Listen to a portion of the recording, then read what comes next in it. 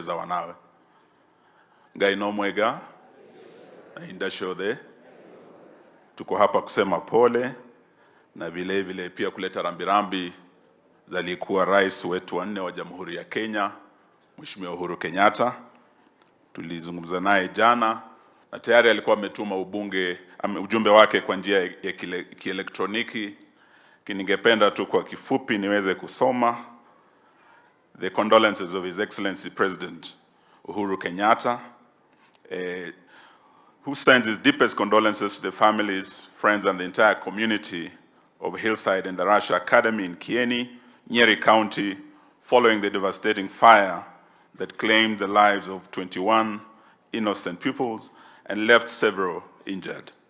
The loss of young lives, full of potential and hope for the future, is a pain that cannot be described. My heart goes out to the families who lost their dear children and the school community deeply affected by this tragedy of unimaginable magnitude.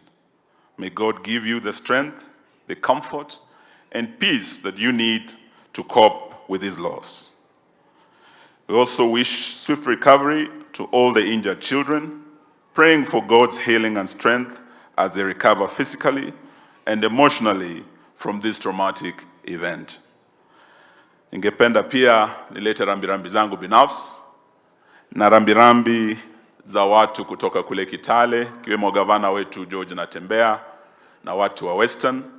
Siku ile kulikuwa na huu mkasa, tulikuwa na His Excellency the Deputy President kule kwetu Kitale. Na alikuwa amekuja kuomboleza rafiki yake anaitwa Victor Okioma, walikuwa wanafanya kazi naye in the provincial administration. Wakati huo akisema pole kwetu Kitale, watu wa Kitale tulipeana pole zetu kwa wazazi na alitoka huko kuja huku kusimama nanyi. Lakini siku ya leo pia wamenituma nifike hapa. Vile alifika kwetu, Your Excellency, they send their condolences to you, Governor Kahiga and the people of the great county of Nyeri, na wazazi wote who are affected. Wanasema uchungu wa mwana aujuae ni mzazi. Ninyi ndio mnajua uchungu huu. Sisi tuko hapa tukusema pole, and the children suffered in the fire. You suffered as the parents. But Jesus said in Matthew 19:14, suffer not the little children, let them come to me. We believe these little children will be resting amongst his angels until we meet again. Tunasema pole sana na tutaendelea kusimama nanyi. Siku ile naibu wa rais alikuja, tulikuwa tumeelezwa ni watoto wachache wameaga. In fact, that day, Your Excellency, we thought they were less than 10. But to come to Nyeri, to come to Kieni and see all these coffins, this is one of the greatest national tragedies that we've had in our country. Na tunasema kwamba serikali, ingawa you have your hands full, waziri wa elimu, we know you have the issue of reviewing the very unpopular issue of the new funding model of our universities. You have your lecturers strike. Your hands are full, but prioritize the issue of protocols, the fire for the safety of the children of Kenya. That is equally important. Hilo tunaomba ya kwamba uangazie hilo, na tukienda mbele, Your Excellency, nilikupa ujumbe siku ile, tukiwa rafiki zako, tulikuwa tumepata fununu kidogo, na Waswahili wanasema lisemalo lipo, lisipokuwa lafanya nini? Laja. Nikieleza mheshimiwa kwamba alikuwa nimepata fununu njama fulani ya kugawanya upinzani, lakini pia tukasikia kuna njama ya kugawanya mlima. Nikaeleza His Excellency ya kwamba ukiona mwenzako anyolewa, kichwa chako tie nini? Maji.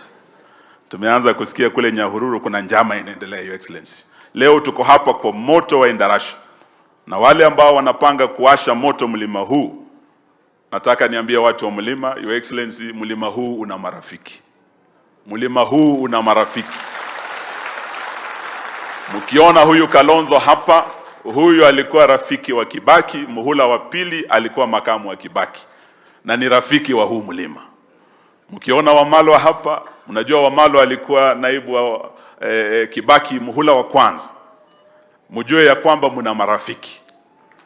If the day comes and this mountain calls upon us, we will stand with you. You will not walk alone. Asante, Mungu awabariki.